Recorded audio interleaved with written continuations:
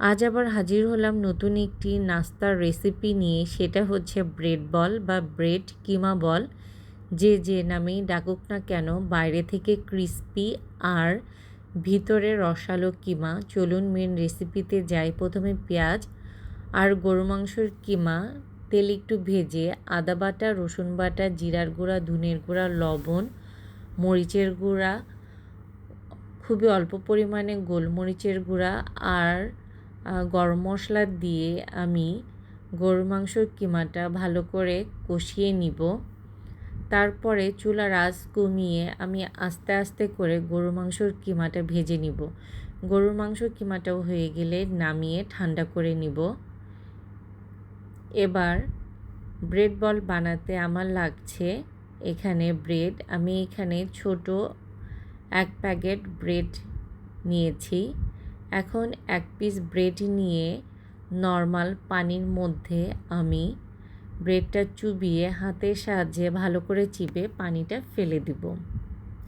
খেয়াল রাখতে হবে যে ব্রেডে যেন কোনোভাবে একটুও পানি না থাকে।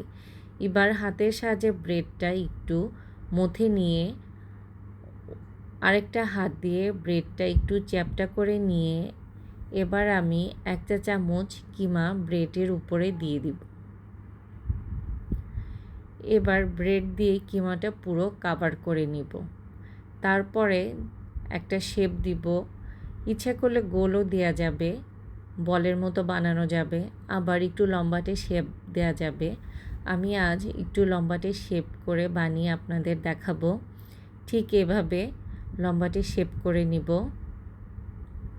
ব্যাস, আমার তৈরি হয়ে গিয়েছে ব্রেড বল। এভাবে করে সবগুলো আমি বানিয়ে নিয়েছি।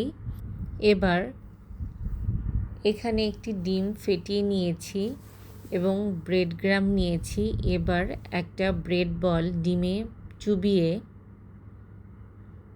ডিম থেকে উঠিয়ে ব্রেড গ্রামে কাঁটা চামচের সাহায্যে কোট করে নিব ব্রেড গ্রাম দিয়ে।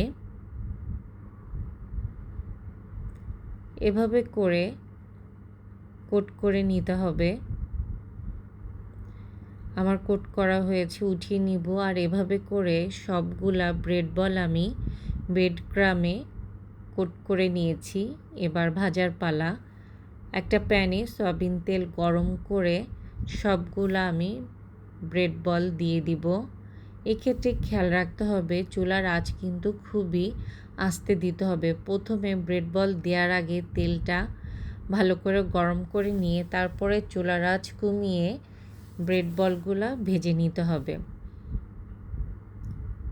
যদি জালটা বেশি জোরে থাকে তাহলে কিন্তু ব্রেড ক্রামগুলা খুব তাড়াতাড়ি পুড়ে কালো হয়ে যেতে পারে। এই কারণে খুবই আস্তে জালে ভেজে নিতে হবে। এক পাশ আমার ভাজা হয়ে গিয়েছে, এবার উল্টিয়ে আরেক পাশ আমি ভেজে নিব। ভালো করে ভেজে নিয়ে এখন উঠিয়ে নিতে হবে। এখন আমি সবগুলা ব্রেড বল উঠিয়ে নিব।